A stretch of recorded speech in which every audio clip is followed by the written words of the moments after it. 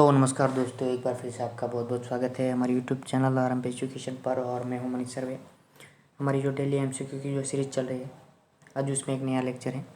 और हर रोज़ की तरह आज भी हम इसमें 5 एमसीक्यू जो है वो डिटेल में डिस्कस करने वाले हैं। तो बिना किसी देरी के हम अपने पहले क्वेश्चन पर जाते हैं। पहला क्वेश्चन क्या है हमारा, देखिए। What is cyber 2 that was in news? CIBR 2 क्या है जो अभी न्यूज़ में था? ऑप्शन ए क्या कह रहा है? ऑप्शन ए कह रहा है कि an instrument to count the number of star. वो एक इंस्ट्रूमेंट है जो नंबर ऑफ स्टार, तारे कितने हैं आकाश में, स्काई में, उसको काउंट करने का एक इंस्ट्रूमेंट है। बी क्या कह रहा है? एक मेडिसिन है। सी क्या कह रहा है? सुपर फास्ट कंप्यूटर है। और डी क्या कह रहा है? एक क्वांटम कंप्यूटर है। ओके, तो एक बार इसको पॉज करके अटेम्प्ट करने की कोशिश करें दोस्तों। इसका जो आंसर है वो है an instrument to count number of star. एक इंस्ट्रूमेंट है जो स्काई में, आकाश में कितने तारे हैं वो गिनने का काम करता है। ओके। अब इसका फुल फॉर्म क्या होता है दोस्तों, ये जान लीजिए। एक है कॉस्मिक,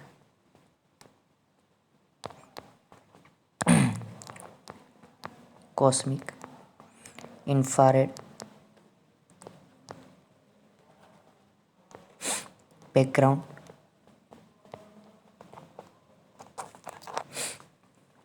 एक्सपेरिमेंट। इसको जो है दोस्तों एक साउंड रॉकेट,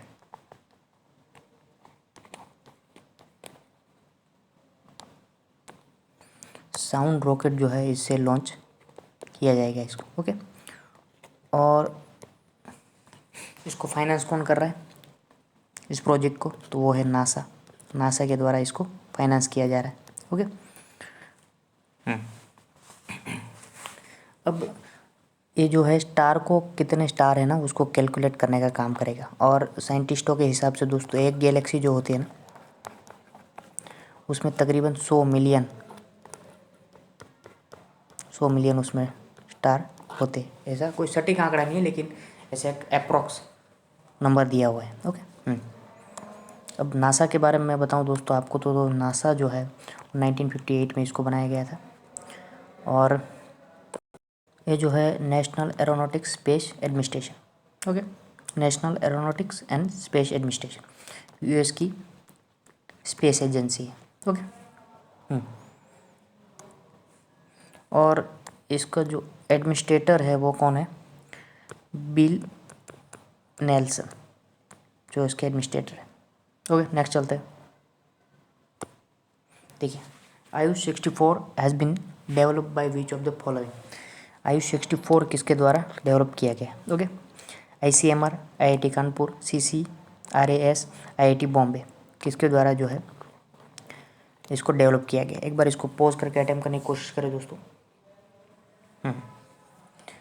तो इसको जो है वो डेवलप किया गया है CCRAS। CCRAS का मतलब क्या होता है? ये होता है central council for research in Ayurvedic science. Okay, ये होता है। तो इसके द्वारा जो है आयुष 64 डेवलप किया गया। आयुष 64 क्या है दोस्तों? आयुष 64 एक मलेरिया की दवा है। उसको 1980 में बनाया गया। लेकिन अभी क्यों न्यूज़ में है? अभी न्यूज़ में इस वजह से है कि इसके जो है एक मेडिकल ट्रायल जो किया गया, उससे एक बात सिद्ध हुई कि ये दवा जो है कोविड-19 पर भी जो है कारगर है। तो उसके ऊपर उसका इलाज के लिए भी ये जो है आयुष 64 जो है वो दवा कारगर है, जो कोविड-19 का जो वायरस है उसके सामने लड़ती है, इम्यूनिटी बूस्ट करती है। ओके। अब देखिए दोस्तों, आयुष जो है, ये मैंने जो CCRAS आपको बताया वो किसके अंडर आता है? वो मिनिस्ट्री ऑफ आयुष के अंडर आता है, ministry of Ayush.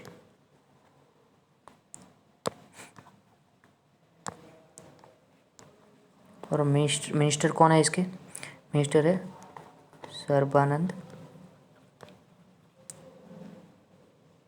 Sonowal. Okay, ये आयुष मंत्रालय के मिनिस्टर है।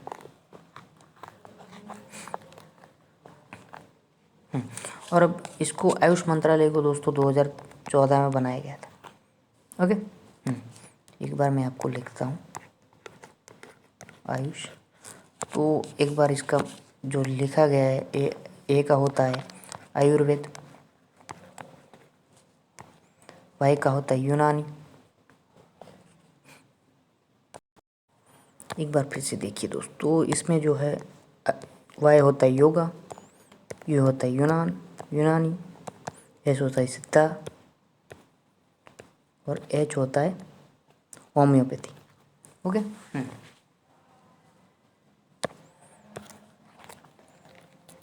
तो इसमें हमारा जो आंसर बनता है वो CCRAS। Okay, central council for research in Ayurvedic science. Next चलते हैं। Which of the following major are taken by RBI for tackling the कोविड-19 पेंडेमिक। कोविड-19 पेंडेमिक जो है उसको टैकल करने के लिए RBI के द्वारा कौन से मेजर लिए गए। ओके, तो क्या स्टेटमेंट पहला क्या है, a major decreasing repo rate, okay, increasing reverse repo rate, moratorium on payment of loan. Okay, moratorium का मतलब होता है रोक देना। ओके, तो पेमेंट को रोक दिया लोन के। Select the correct answer using the code given below. कौन सा आंसर इसमें सही है बताइए। अब देखिए, ऑप्शन ए क्या कह रहा है 1 and 2 ओनली, बी क्या कह रहा है 2 and 3 ओनली, सी क्या कह रहा है 1 and 3 ओनली, एंड डी क्या कह रहा है 1, 2 and 3।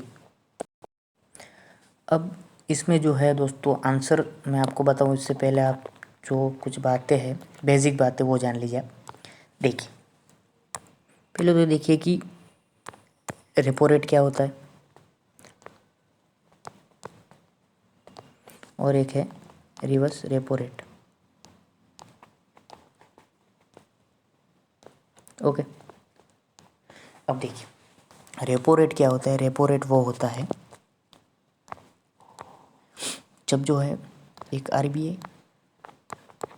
यहाँ पे लिख लीजिए RBI, यहाँ लिख लीजिए आप बैंक, और यहाँ भी लिख लीजिए आप बैंक। तो जब बैंक जो है वो लोन लेता है RBI के पास से, ओके, जब लोन लेता है तो उसके ऊपर जो उसको इंटरेस्ट देना पड़ता है, बैंक ने लोन लिया 100 मिलियन का, मान लीजिए कि लोन लिया उसने। ओके, हाँ, तो उसके ऊपर जो उसको इंटरेस्ट देना पड़ेगा वो है रेपो रेट। ओके, बैंक को जो देना पड़ेगा RBI को। अब क्या होता है, यहाँ पे दो कंडीशन बनती है। एक तो RBI लोन लेगी बैंक के पास से, या तो बैंक जो है वो डिपॉजिट करेगा अपने पास। अगर पैसा ज़्यादा है तो वो यहाँ पे रख कर वो RBI से जो है इंटरेस्ट लेगा। ओके, अगर मान लीजिए कि RBI ने जो यहाँ से लोन लिया तो RBI को जो है बैंक को जो इंटरेस्ट देना पड़ेगा वो होता है reverse repo rate. Reverse repo rate, एक बार और सुन लीजिए। जो ये बैंक है, अब बैंक जब RBI के पास से लोन लेती है तब RBI को जो इंटरेस्ट देती है उसको कहते हैं रिवर्स रेपो रेट। और जब RBI जब बैंक से लोन लेता है और वो जब उसको बैंक को जब इंटरेस्ट देता है तो वो रिवर्स रेपो रेट होता है। मान लीजिए मैं अब यहाँ पर भी एक अमाउंट लिख देता हूँ 50 मिलियन। ओके, तो 50 मिलियन की लोन ली RBI ने, तो उसके ऊपर RBI अब इंटरेस्ट देगा बैंक को। ओके, ये होता है रिवर्स रेपो रेट। अब मान लीजिए कि ये जो है रेपो रेट बढ़ाया, रेपो रेट बढ़ाया तो इससे क्या होगा कि बैंक को जो है ज़्यादा इंटरेस्ट देना पड़ेगा। अब बैंक को जब ज़्यादा इंटरेस्ट देना पड़ेगा तो बैंक जो है वो लोन कम देगी किसको, जो भी उसके कस्टमर है उसको कम लोन देगी। तो लोन कम देगी तो क्या होगा कि मार्केट के अंदर जो लिक्विडिटी घटेगी। ओके, अब इसकी रिवर्स प्रोसेस क्या होती है। अब देखिए, जब RBI ये रिवर्स रेपो रेट जब बढ़ता है, मान लीजिए कि रिवर्स रेपो रेट बढ़ा दोस्तों, तो उससे क्या होगा कि रिवर्स रेपो रेट तो RBI को बैंक को देना होता है, इंटरेस्ट है। तो रिवर्स रेपो रेट बढ़ा तो क्या होगा कि जो है बैंक के पास पैसा ज़्यादा आएगा, बैंक के पास पैसा ज़्यादा आएगा तो बैंक क्या करेगी, लोन ज़्यादा देगी, लोन ज़्यादा देगी तो लोगों के पास पैसा आएगा तो लिक्विडिटी बढ़ेगी। ओके, अब दोनों को साथ में रखकर रिवर्स रेपो रेट और रिवर्स रेपो रेट को साथ में रखकर पढ़िए दोस्तों, उसको अलग अलग करके आप पढ़िए, तो आपके दिमाग में जो है वो क्लियर हो जाएगा। ओके। अब बढ़ने वाली बात, अब एक बार घटता है, मान लीजिए कि जो रिवर्स रेपो रेट जो है घटा, रेपो रेट को घटाया गया, तब क्या होगा, तो बैंक को जो है इंटरेस्ट कम देना पड़ेगा। ओके, बैंक को इंटरेस्ट कम देना पड़ेगा। अगर बैंक को इंटरेस्ट कम देना पड़ेगा तो बैंक के पास पैसा बचेगा, पैसा बचेगा तो लोन ज़्यादा देगा, लोन ज़्यादा देगा तो लोगों के पास पैसा आएगा, लोगों के पास पैसा आएगा, मार्केट में लिक्विडिटी बढ़ेगी। ओके, अब यहाँ पे देख लीजिए। अब रिवर्स रेपो रेट अब घटता है, मान लीजिए कि यहाँ पे बढ़ा था, तो अब देखिए रिवर्स रेपो रेट घटता है अगर, तो इसका मतलब क्या होता है, आरबीआई जो है वो इंटरेस्ट कम देगी बैंक को। अगर कम देगी तो बैंक के पास पैसा कम आएगा, बैंक के पास पैसा कम आएगा तो वो लोन कम देगी, लोन कम देगी कि लोगों के हाथ में कम जाएगा और लिक्विडिटी कम होगी। ओके, ये हो गया मामला पूरा। अब देखिए दोस्तों, ये पेंडेमिक को टैकल करने के लिए क्या किया था बैंक ने, जो है ये जो रेपो रेट है ना उसको घटा दिया था उसने। रेपो रेट पहले कितना हुआ था, 4.4 हुआ करता था, उसको घटाकर उसने कितना कर दिया, 4 कर दिया। ओके, फिर increasing reverse repo rate, reverse repo rate को इंक्रीज़ नहीं किया था। अब रिवर्स रेपो रेट को यहाँ देखिए, रिवर्स रेपो रेट को इंक्रीज़ करता है, मैंने यहाँ बताया था आपको, रिवर्स रेपो रेट को अगर इंक्रीज़ किया जाता है तो क्या होता है,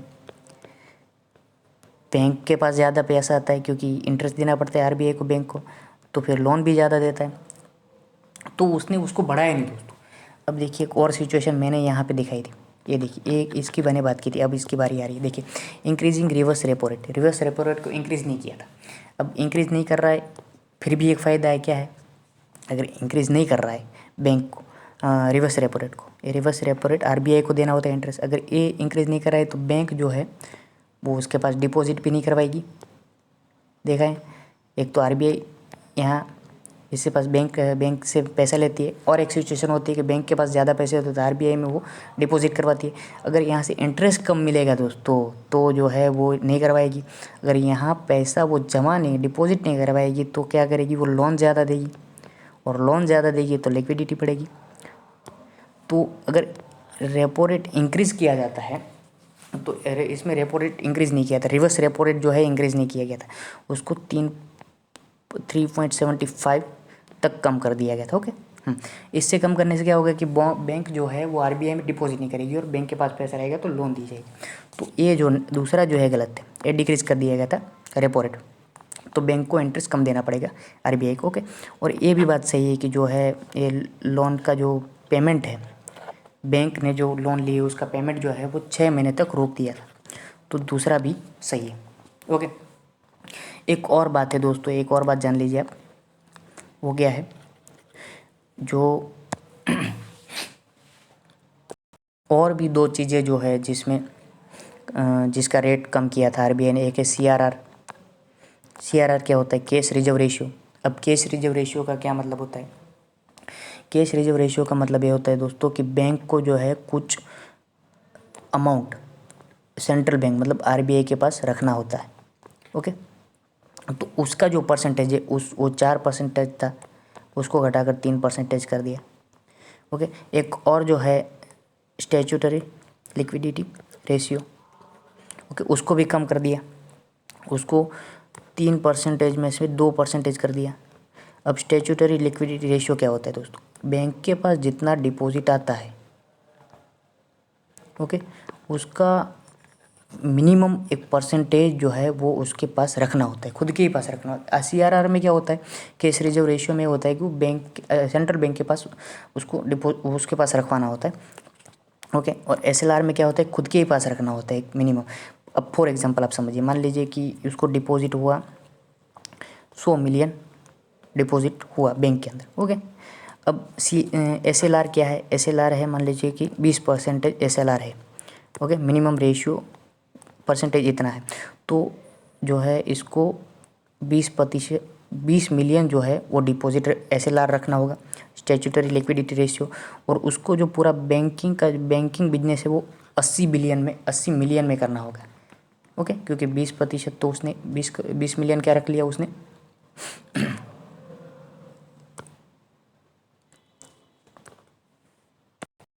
20 मिलियन जो है उसने SLR तक रख लिया। अब 100 मिलियन जो है उसको टोटल डिपॉजिट हुआ था, तो 80 मिलियन में उसको बिजनेस करना पड़ेगा। ये होता है SLR रेशियो दोस्तों। ओके।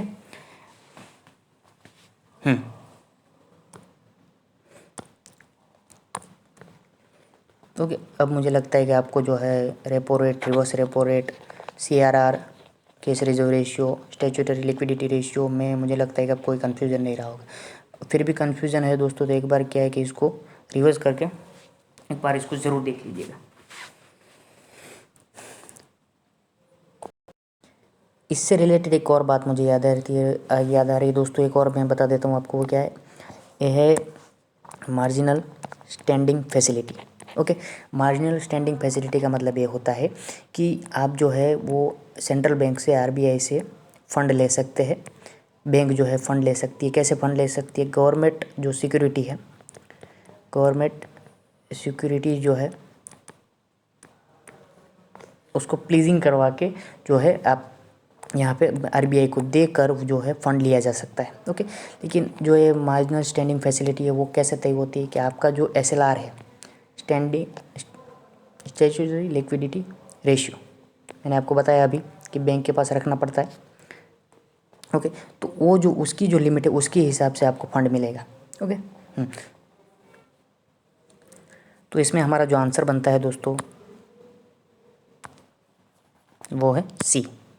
ओके, इंक्रीज़ नहीं किया था रेपो रेट को, रिवर्स रेपो रेट को, उसको 3.75 तक कम कर दिया था। ओके, कम करने से बैंक डिपॉजिट नहीं करती है RBI में। नेक्स्ट चलते हैं। ये देखिए कि consider the following paragraph given about a famous temple. तो क्या है? Located on the west bank of Malaprabha. Malaprabha जो रिवर है उसके तट पर है ये। This temple was a constructed to the commemorative victory और द पल्लवास। इस टेम्पल को इसलिए बनाया गया था कि दर्शाया जा सके, बताया जा सके कि पल्लव जो है डायनेस्टी, पल्लवा के ऊपर जो विक्ट्री पाई गई थी। Okay, the temple is dedicated to Shiva. ये भगवान शिव से संबंधित है, इसको डेडिकेट है मंदिर है। The sun god carved on the ceiling is a special attraction of the temple. Sun god जो है उसकी सीलिंग में उसको बनाया गया है उसकी सीलिंग में, तो एक उसका अट्रैक्शन है टेम्पल का। तो कौन सा टेम्पल जो है इसकी बात कर रहा है? ओके, अब देखिए, विच of the following temple is being describe in the above given page. अब विठला टेम्पल जो है हम्पी का दोस्तों, वो हम्पी जो है वो तुंगभद्रा रिवर के तट पर है। तो ये तुंगभद्रा, तो यहाँ क्या कहा कि मालप्रभा रिवर के तट पर होना चाहिए, तो ये नहीं हो सकता विठला टेम्पल। अब विठल टेम्पल जो है उसको देवराया टू ने बनाया था। देवराया टू जो सांगमा डायनेस्टी से था, और सांगमा डायनेस्टी जो है वो विजयनगर एम्पायर के ऊपर जिसने शासन किया था। ओके, तो ये तो ये नहीं हो सकता। ओके, अब दूसरा क्या है कि होयसलेश्वरा टेम्पल, हैलेबीड। ओके, अब होयसलेश्वर जो टेम्पल है दोस्तों वो ये होयसला डायनेस्टी ने बनाया था। का किंग जो है विष्णुवर्धन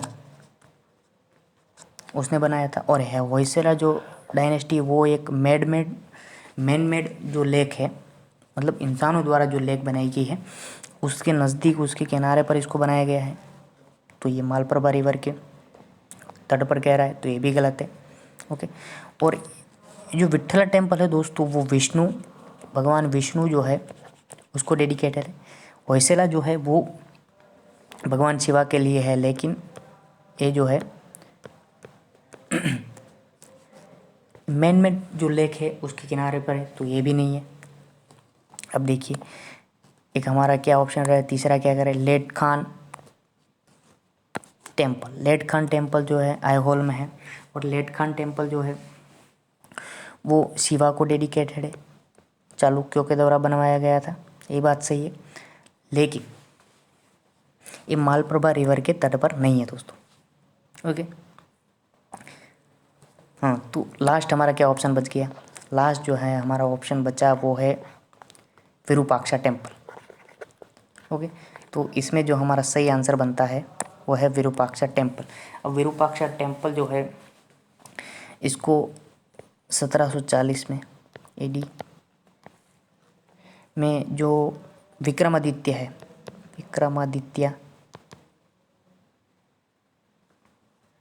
टू चालुक्य डायनेस्टी का किंग जो था उसकी क्वीन ने इसको बनाया था। विक्रमादित्य की जो विन किया था वो जीता था पल्लवों के ऊपर।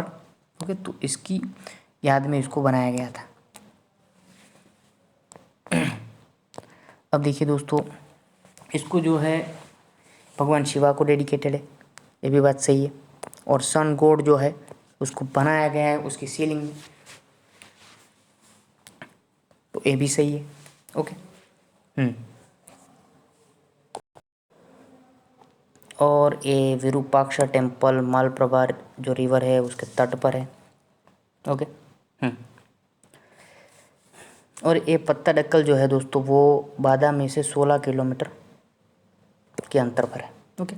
अब मैंने विट्ठला को कहाँ बनाया था, आपको बताया था तुंगभद्रा रिवर के तट पर बताया था। और जो ये है मालप्रभा जो है वो ये विरूपाक्षा टेम्पल जो है मालप्रभा रिवर के तट पर है, और विट्ठला जो है वो तुंगभद्रा रिवर के तट पे। ओके, तो अब देखिए, अब तुंगभद्रा के बारे में मैंने दोस्तों आपको क्या बताया था। तुंगभद्रा जो है वो कर्नाटका का एक कुडली गांव है। ओके, वहाँ पे तुंगा एंड भद्रा रिवर वहाँ पे मिलती है। ओके, ये तुंगभद्रा रिवर। फिर कहाँ पे तेलंगाना में जो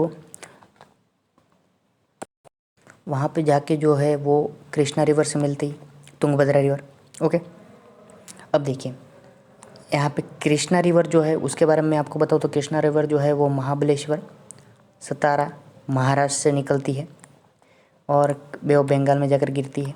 ओके, अब मैंने इसके बारे में बताया। अब मालप्रभा जो है दोस्तों उसके बारे में मैं बताऊँ तो मालप्रभा जो है वो बेलगांव से निकलती है, बेलगांव से निकलती है Malaprabha.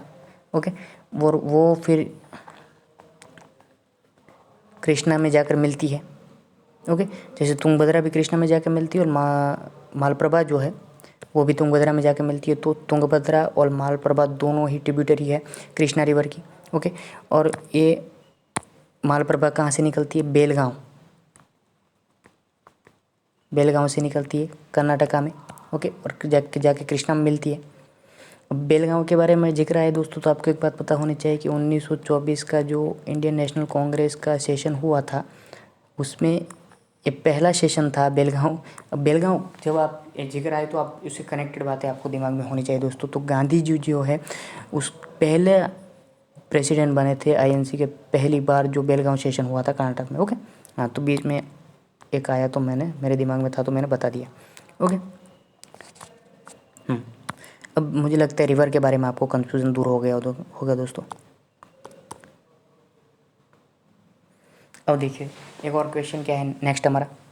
During the civil disobedience movement powerful agitation against the Cunningham circular was launch in Assam because it, ये जो है सिविल डिसोबीडियंस मूवमेंट के दौरान जो है कनिंघम सर्कुलर जो पास किया गया था तो वो असम में, तो वो क्या था, किसके लिए पास किया गया था,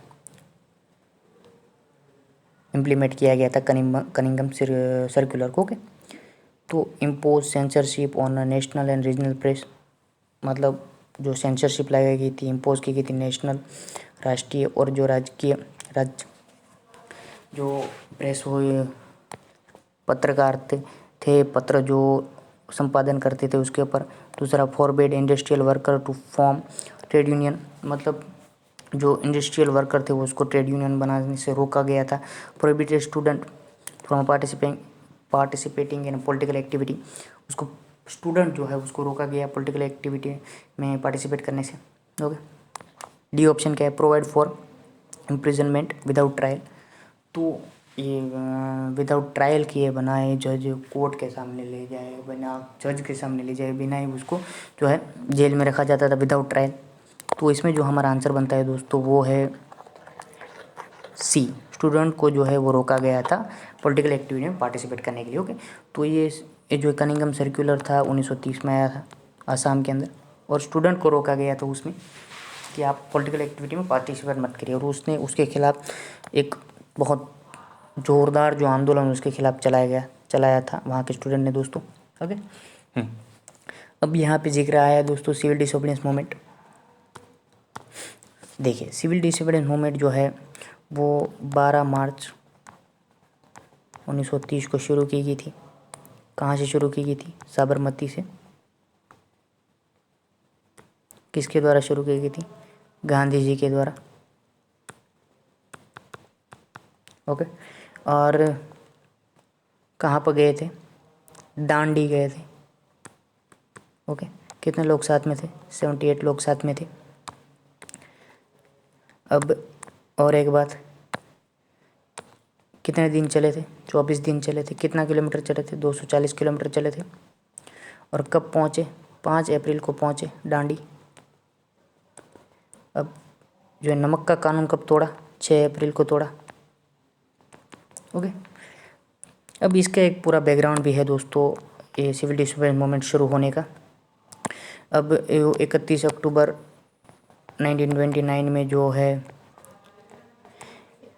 लॉर्ड इरविन के द्वारा एक अनाउंसमेंट किया गया था, और उसके खिलाफ फिर 2 नवंबर 1929 में जो दिल्ली डिक्लेरेशन हुआ था, और उसके बाद जो है 19 दिसंबर में ऊपर से आपको थोड़ा थोड़ा जो है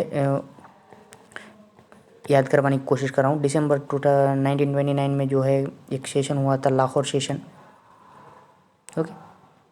तो उसमें उसके खिलाफ जो है civil disobedience round table conference जी जो थी उसको बाइकआउट करने का जो है वहाँ पे रेजोल्यूशन पास किया गया था। ओके। फिर गांधी जी ने ये आंदोलन शुरू किया था। ओके। तो थोड़ा ये बैकग्राउंड था। मैं आपको जो है अभी टाइम हो रहा है आधे घंटे से ऊपर जा रहा है, तो मैं उसको जो है इसको सिविल डिसोबीडियंस मूवमेंट में कभी इसका क्वेश्चन लेकर इसको डीप में हम देखेंगे कि उसका क्या पूरा बैकग्राउंड था। मैंने अभी इसको जो है ऊपर से आपको थोड़ा ब्रीफ में बताने की कोशिश की है। ओके। तो नेक्स्ट चलते हैं। ओके, ख़त्म आज के इस लेक्चर में दोस्तों इतना ही रखते हैं, और फिर मैं नए नए क्वेश्चन आपके लिए लाता रहूँगा। आज के लिए इतना ही। Thank you.